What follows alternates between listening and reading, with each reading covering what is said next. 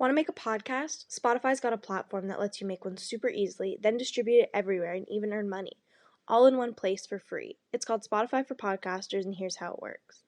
Spotify for Podcasters lets you record and edit podcasts right from your phone or computer, so no matter what your setup is like, you can start creating today. Then you can distribute your podcast to Spotify and everywhere else podcasts are heard. Video podcasts are also available on Spotify.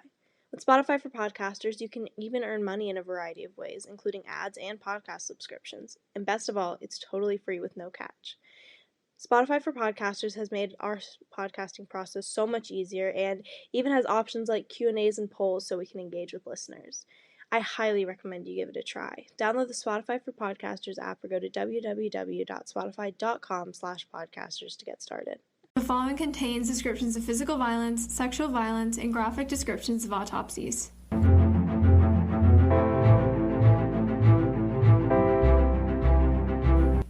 Hey listeners, welcome to episode 44 of TGIC Podcast. This is also our last episode of TGIC Podcast in 2021, which is really crazy. I think we started this year with like our 12th episode or something, so that means we've released 33 episodes this year. That's insane. It's a lot of episodes. Yeah, that's crazy. Yeah. So, I'm Jillian. And I'm Izzy. And today we are covering another fan-recommended case, just like we did a couple weeks ago. So thank you, Annabelle, for suggesting this case. Actually, I hadn't heard of this case. I don't know if you have. I hadn't either. But, so that's kind of, like, interesting. I do like finding cases I've never heard of, which is a lot, but also, I like to think that I'm a professional, even though I'm not.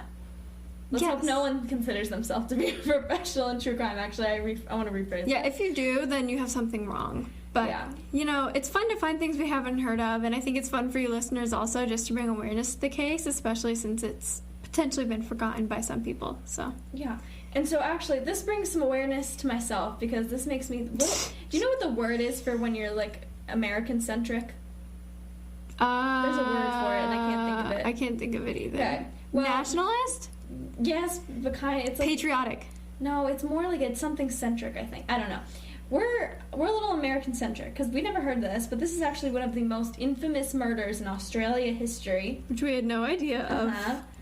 And, as Americans, we just never heard of it. Yeah. But yeah, we're really looking forward to talking about this super interesting and dark case today. So we are covering the murder of Betty Shanks. So let's get started with some background. Betty Shanks was born in 1930 in Wilston. That's so hard for me to say. I don't know why. Wilston. Wilston? Okay. I don't know if I'm pronouncing that wrong. I want to say Winston. Right, so. I've been watching too much New Girl. New Girl? New Girl. I said it weird, didn't I? You did. You said New Girl. Okay. Betty Shanks was born in 1930 in Wilston, a city in Queensland, Australia. She grew up in Wilston with her parents and continued living with them in college. She attended the University of Queensland and was studying psychology there. That's such a pretty name for a college. University of Queensland. Yeah. I mean, it's not very creative. I think Queensland's like the place where... And also, it's not even in Britain or England or whatever. So, sorry about that. Good for her studying psychology. My psychology class has made me want to drop out of school altogether. Same. So I can't imagine majoring it. It might be more interesting if you major in it, though. Yeah, I don't know. If you think about it. I think my mom majored in psychology. Really? Yeah. So she also worked as a Commonwealth public servant for the Australian Public Service, which sounds really official, but honestly I couldn't find any more details than that. So I don't really know how official this was. She either had an appointed or elected position in public policy. Mm-hmm. So she was either I assume this is city council type stuff, smaller government. Mm-hmm. But still pretty cool to be doing while you're also a full-time student. So at the time of her death in 1952, she was described as a super lively 22-year-old, which is, pretty sad, dark, juxtaposed with the time of her death, now that I'm realizing what just a bit, I wrote. But yeah, unfortunately, there's really just minimal background information on her because of the lack of media at the time of her murder. Yeah. I think just, being in the 50s, it was, more about the, atrocity of the crime rather than who the victim was. Yeah. Which kind of sucks. Which does suck. And then also, we're in America, and it's hard sometimes to get information for, crimes that are especially not as, publicized worldwide in other countries. Yeah, like, you know what I mean? Was really big in Australia, but I don't know how much it actually made it over to America, or especially America in the 21st century. Yeah.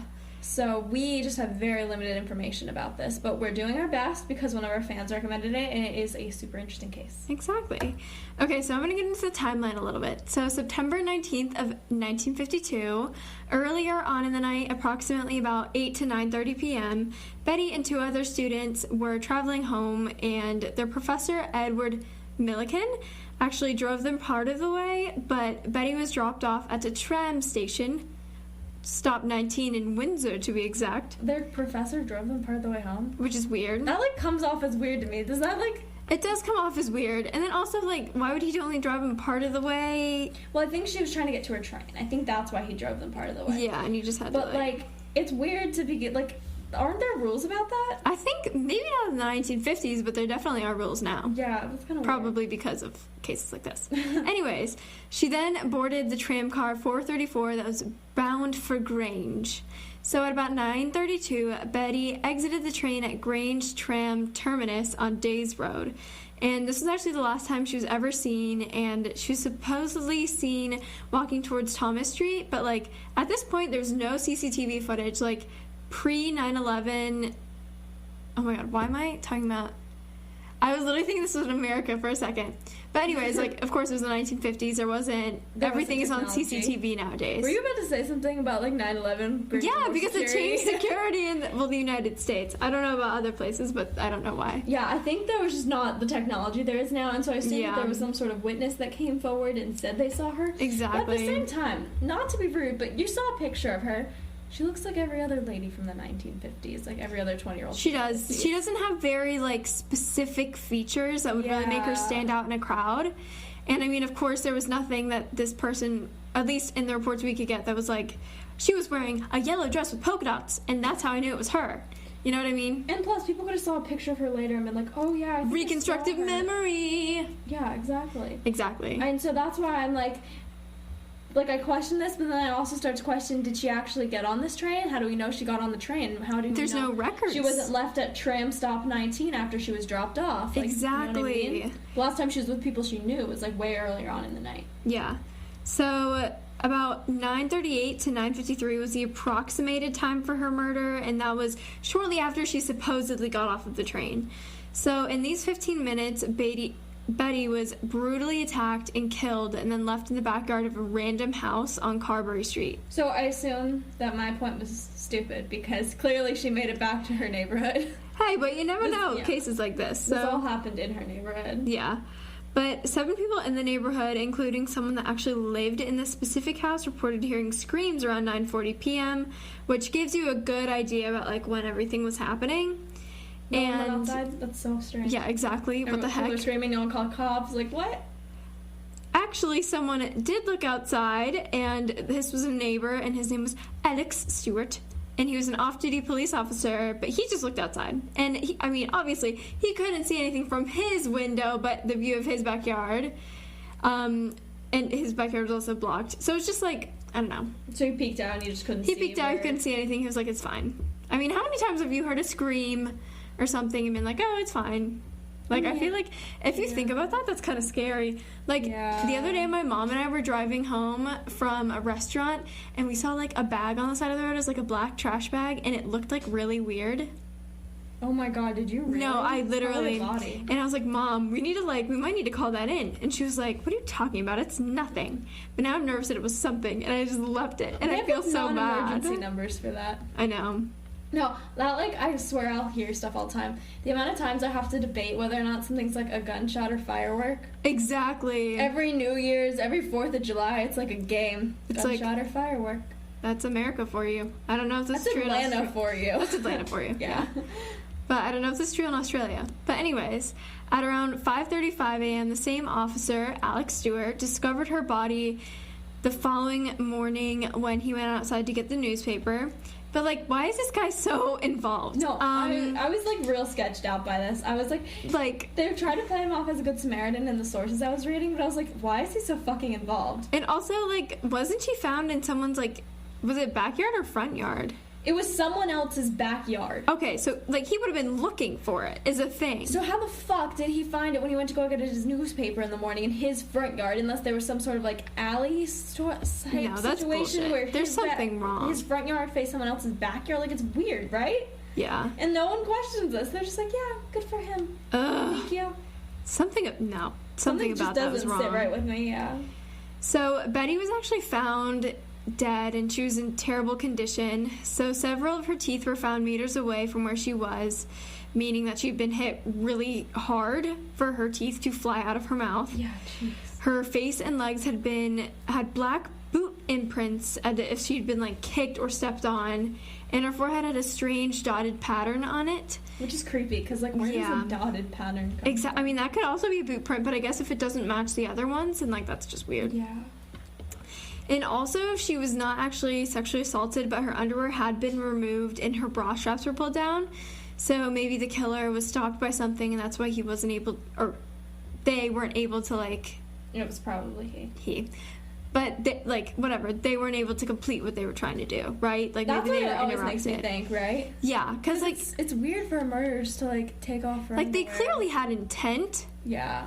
Or at least some weird thing going on. I don't know if it was necessarily sexual assault, but still weird. Yeah, it definitely seemed like they say that all the time when people are like, oh, it's suspected that the killer was stopped by something. Yeah. And then also her belongings, so jewelry and a handbag, were found scattered throughout the yard, kind of suggesting that robbery was not the motive. And the attack was just incredibly brutal, and it was actually suspected that the killer had done this before, which is just, like, very reminiscent of kind of the Black Dahlia case, except, like, the Black Dahlia case was so meticulous.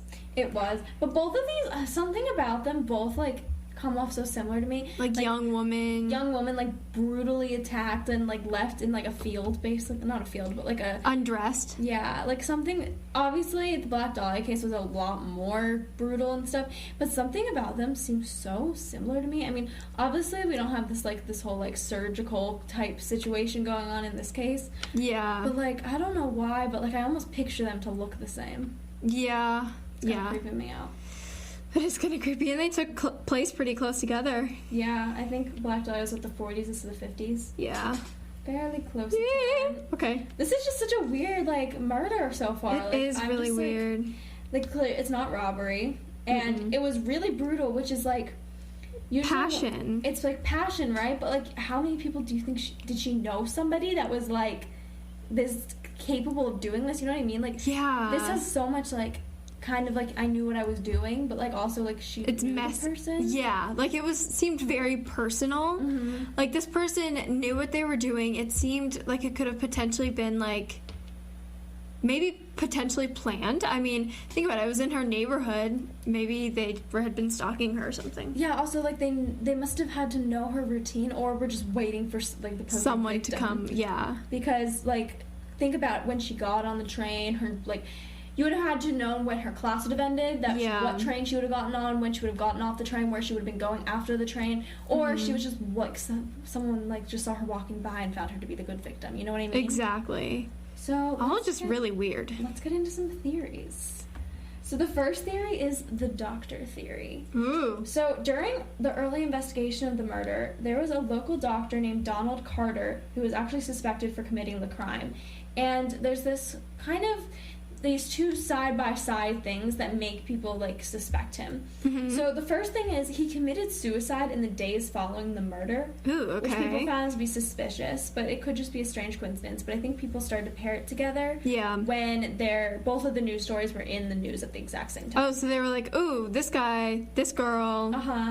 So, and here's the other weird thing about this. There is this, like, suspicion that basically, for some reason, he was after his secretary. Like, his secretary had, like, wronged him in some way, I guess. And he was looking for his secretary to kill. Did they look similar? I guess it's this theory that has been put together by people is that he thought she was his secretary and killed her, like, on purpose, but by accident. Oh, my God. Which is kind of nuts, right? That is nuts. But it kind of makes sense in the way that, like, it's so brutal. He knew what he was doing, but it was also, like, passionate. But, like, because he thought he knew her, but in reality, they weren't looking in the right places because he actually didn't know her. And maybe, you never know, like, maybe he was under the influence of something, and that could have potentially, like, made it so that he couldn't really tell who it was or something. Yeah. Because it was just so gruesome and violent. And then also, like, maybe he realized towards the end that it wasn't her, and that's why he committed suicide. Because it was just, like, really weighing on him that he killed, like, a random woman. Yeah. Yeah. Okay, so this next one is the soldier theory. Also, can I just say, all of the theories for this, none of them have names, and it reminds me of Clue. Well, okay, so the last guy did have a name, but it was, like, only mentioned once, and the theory sounded much better as the doctor to match the other ones. Yeah, true. So, on the night that Betty was murdered, a group of soldiers were actually at a nearby exhibition grounds for an army tattoo dress rehearsal. Tattoo, like to get tattooed. Oh, okay. Tattoo. Why did you say it like that? Because it's spelled weird. So yeah, that happened. How do you spell tattoo? No, it's not. It's 2 T's in the middle. Tattoo. Like this. Wow. Whoops. Anyways. So, I was like, tattoo? So yeah, and then also it's just notable to mention that there were a lot of, like, military personnel in Australia at this point for some reason. So, yeah. And it's actually possible that one of these soldiers are guilty because they were close by, and the unusual mark found on Betty's face actually matched the canvas gaiters that were worn by the soldiers. Which is a type of boot. Because I didn't know what a canvas gaiter was. It's a pun. Yeah, it's a boot. So one of their the boots that that's they were suspicious. Matched. Oh, okay. Yeah. And then the next one is the police officer / motorcycle accident theory. So a police officer so this is the theory. A police officer basically hit Betty with his motorcycle and inflicted serious injuries. Markings on her forehead matched up with the motorcycle protective gear. Which throws me off because apparently they also match these boots. Yeah, so it's just what like... does this mean? Maybe it was a soldier who was riding a motorcycle. Maybe it was Alex Stewart. Maybe. I'm sorry, the fact that there's a police officer that's, like, a theory in this case, and then there's this guy, Alex Stewart, like, weird. So then the cop returned later and strangled her to ensure that she was dead. This one, honestly, very far-fetched, in my opinion. Yeah. Okay, I think it's far-fetched because a motorcycle accident really just, like... No, like, I feel like you could tell. There'd be, like, broken bones and stuff. And if you're a cop who accidentally hit someone with a motorcycle, you would say you call an ambulance. Like, you're not going to get charged with that. It was an accidental and you're especially if you're a cop, yeah, so... Like, I just don't understand, like, why that was, like, no. That just doesn't... You don't just go back and, like, maybe just your average Joe who's not that bright, but, like, a random police officer who accidentally hit... Like, that doesn't make any sense. And, like... Honestly, it makes more sense to me for the military personnel to do that because, like, the boot matched up and stuff. I think so, yeah. So, yeah. Also, you have to think back to, like, this whole thing with her underwear being missing. Like... Yeah. Why would that be involved in this accident? She was, like, undressed. And then the strangulation. Like, it doesn't make any sense. No. And then, yeah, none of that makes sense for that theory. Like, whatsoever.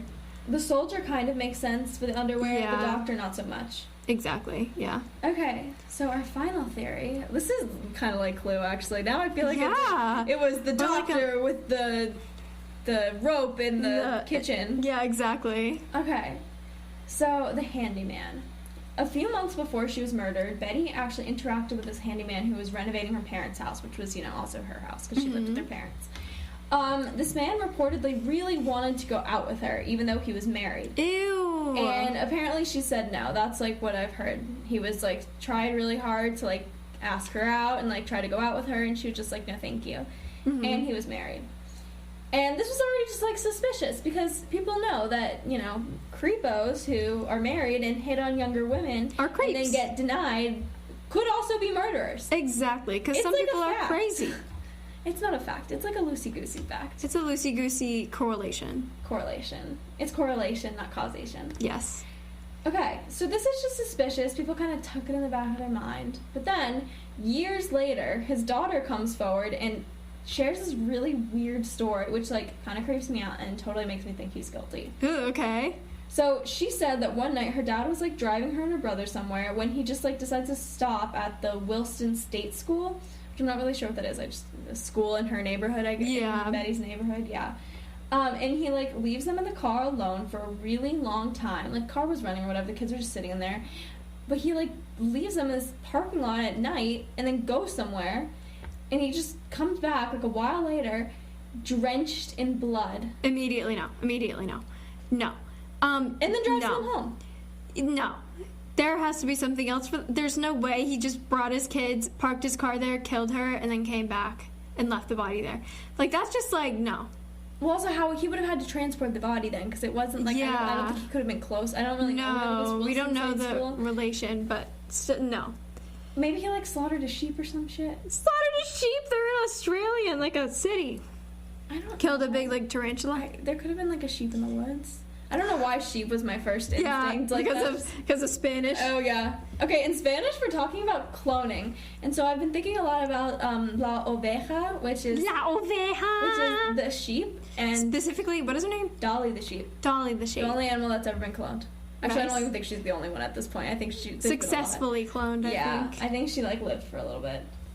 Anyway, sheep was my first thought. But I don't know. There's, like, some weird animals in Australia, right? What if he actually did have to kill an animal? What if he, like, went to do something in the woods and then he was, like... Attacked by something? by, like, a crocodile. But or, what like, would he a kill it with? koala. His bare hands? Maybe he was a koala. I hate koalas. Koalas kind of scary. I'm sorry to all of you who like koalas. Koalas are the demon incarnate, and I stand by that. They are. But they were also in the middle of the city, so I don't really know. Yeah, what I the don't. Situation was. I honestly, when I think of Australia, my brain turns to mush. I've always wanted to go to Australia, but like literally all I associate with Australia is kangaroos, then crocodiles, then that like guy who got killed by a manta ray. Oh my god, I know exactly. I used to watch his daughter's Steve TV Irwin. Show. Yeah. And then I think of meat pies because I did a project on you guys in 6th grade. Did you just refer to as you guys? Yes, you guys are Australian listeners if you're there. Do we have any? I don't know. And then I also think of like big creatures, big critters. I think of crocodiles. Uh-huh. And really pretty water. Oh, yeah, The Great Barrier Reef. Like surfing. Yeah. Koalas. Eucalyptus trees. Yes. Wait, what? I thought eucalyptus trees were in like... No, never mind. Eucalyptus comes from Eucalyptus comes in Australia. Don't. Eucalyptus. Never mind. Yeah. I don't really know too much about Australia. I would like to go there. I think it's a really pretty place. But I'm also scared because I've heard that they have really big bugs. Yeah. Like, I heard this is, like, a thing. Like, you're, like, the bugs. But... Like, they see, like, a giant wolf spider and they're like, alrighty then, mate. Let me crush her with my boot. Like, I just don't do it. That was, like 5 different accents. I am so sorry. I'm so sorry. We should be banned from doing accents on the show. You should be banned from doing accents. I should be banned from doing accents on the show. I'm sorry if I insulted anybody. Alright, guys, you have to let us know what you think, because I really cannot decide who I is have guilty. no idea. The handyman comes off as guilty, but also, like, at the same time, does this make a lot of sense? No. No. Like, Okay. Does it make sense to just go kill somebody and then get in the car with your kids? I mean, if you're crazy, which you probably are because you just killed somebody. I think the handyman might have done it, actually, if I think about it. Yeah, I don't know. Because his daughter came forward. I feel like she wouldn't have said anything. That's what also reminded me of Black Dahlia, because his daughter, like, came forward. Oh, yeah. Like, there was, like, some weird parallels. True. I don't know. Creepy. Let us Some know. synchronicities if you've listened to the Elisa Lamb episode. Let us know what really you guys good. think. Yeah. Yeah, so Please. this was the murder of Betty Shanks. Thank you guys for listening to TGIC this year, and we cannot wait to make more new episodes in 2022. Make sure to follow us on Instagram at tgic.podcast. Talk to you next year. Bye.